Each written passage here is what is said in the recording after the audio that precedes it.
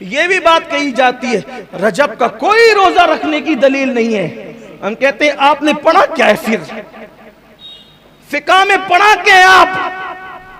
پھر مجھے تکلیف ہوتی ہے تو میں تھوڑے سخت جملے کہتا ہوں. پڑھنے گئے تھے یا چھیڑخانیاں کرنے گئے تھے؟ کیا کرنے گئے تھے آپ؟ مجھے تکلیف ہوتی ہے اس پر. رجب میں کوئی روزہ رکھنا ثابت نہیں ہے. ارے نادان، وَمَا خَلَقْتُ الْجِنَّ وَالْإِنسَ إِلَّا لِيَعْبُدُونَ کا مطلب کیا ہے؟ جب کہہ دیا کہ یہ عبادت نفل ہے، نفل، تو نفل کے لیے کسی ثبوت کی ضرورت ہی نہیں ہے، کیونکہ جو نفل ہے وہ عبادت ہے، اور انسان تو پیدا ہی عبادت کے لیے ہوا ہے.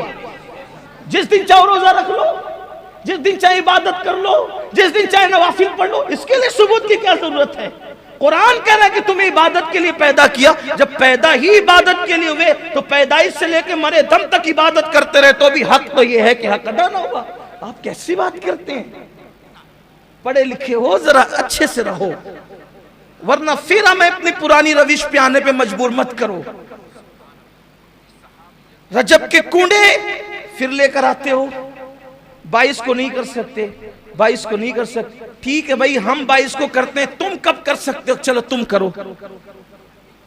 تم کہتے ہو نا 22 کو نہیں کر، تم کرو نا کب کر سکتے ہو.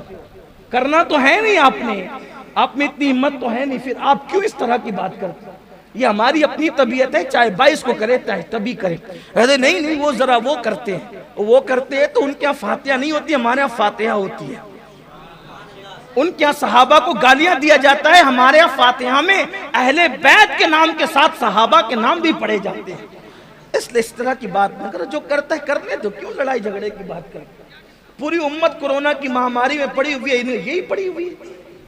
ایک چھوٹا سا لا کر کے کچھ بھی ڈال دیتے ہیں، پوری امت کو لڑا دیتے ہیں. خدا کے لیے سمجھ. اور آپ سے بھی کہتا ہوں بہت واٹس ایپ کے مفتیوں پہ اعتماد نہ کیا کرو. تھوڑا ذرا اپنے بزرگوں کو بھی دیکھو، تھوڑا سا ذرا مضبوط بنو. تھوڑے سے میں آپ جو ہے وہ ڈھیلے ڈھالے ہو جاتے